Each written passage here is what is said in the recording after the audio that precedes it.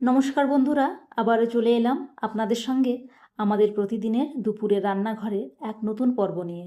আজকের মেনুতে রয়েছে মুচমুচে পাঁপড় ভাজা, ঢ্যাঁড়স ভাজা আর সুস্বাদু পটল আলুর তরকারি। তাহলে আর দেরি না করে চলুন শুরু করা যাক আজকের রান্নার আয়োজন। প্রথমেই কড়াইতে তেল গরম করে নিচ্ছি আর সবার আগে ভেজে নেব পাঁপড়গুলো। পাঁপড় ভাজা হয়ে গেলে কড়াইতে দিয়ে দিচ্ছি কেটে রাখা ঢ্যাঁড়স, সঙ্গে স্বাদ মতো নুন ও সামান্য হলুদ গুঁড়ো দিয়ে ভালোভাবে মিশিয়ে নিচ্ছি।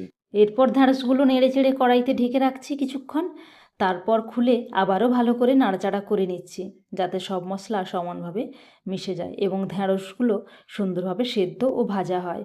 আবার কিছুক্ষণ ঢেকে রেখে ধীরে ধীরে ভেজে নিচ্ছি যতক্ষণ না ঢ্যাঁড়সগুলো সুন্দর রং ধরে এবং খেতে একদম মজাদার না হয়ে ওঠে।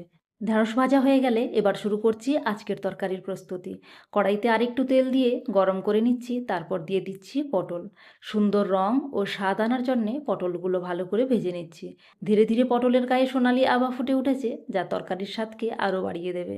আজকের পটল আলুর তরকারির জন্যে এই ভাজা পটলই হবে অন্যতম আকর্ষণ। পটল ভাজা হয়ে গেলে এবার তৈরি করছি তরকারির মশলা। কড়াইয়ের আরেকটু তেল দিয়ে প্রথমে ফোড়ন হিসেবে জিরে দিয়ে নিচ্ছি। জিরের সুন্দর ঘ্রাণ বের হতে শুরু করলে দিয়ে দিচ্ছি আগে থেকে বেটে রাখা পেঁয়াজ, আদা, রসুন। এবার ধীরে ধীরে মশলা কষিয়ে নিচ্ছি। এরপর যোগ করছি হলুদ গুঁড়ো ও লঙ্কার গুঁড়ো, ধনে আর জিরে গুঁড়ো। সব উপকরণ ভালোভাবে মিশিয়ে ধৈর্য ধরে কষাতে থাকছি যাতে মশলার কাঁচা ভাব একেবারে চলে যায়। মশলা সুন্দরভাবে কষানো হয়ে এলে দিয়ে দিচ্ছি একটি টমেটো। টমেটো মিশে গেলে তরকারিতে আসবে দারুণ স্বাদ আর সুন্দর রং।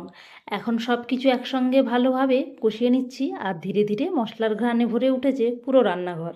মশলা সুন্দরভাবে কষানো হয়ে গেলে এবার দিয়ে দিচ্ছি আগে থেকে ভেজে রাখা আলু আর পটল। সবজিগুলো মশলার সঙ্গে ভালো করে মিশিয়ে নিচ্ছি যাতে প্রতিটি টুকরোর গায়ে মশলার স্বাদ লেগে যায়। কিছুক্ষণ নেড়ে চেড়ে কষিয়ে নেওয়ার পর দিয়ে দিচ্ছি অল্প পরিমাণ জল। আর যেহেতু ভাতের সঙ্গে খাবো তাই তরকারিটা একটু ঝোল ঝোল করেই তৈরি করছি। এবার ঢেকে কিছুক্ষণ ফুটতে দিচ্ছি যাতে আলু পটল মশলার স্বাদ ভালোভাবে টেনে নেয়। সবজি একদম তৈরি, নামানোর আগে একটু গরম মশলা দিয়ে নামিয়ে নেব। সব শেষে ভাত বসিয়ে দিলাম, রান্না সম্পূর্ণ। আজকের মতো এখানেই বিদায় নিচ্ছি।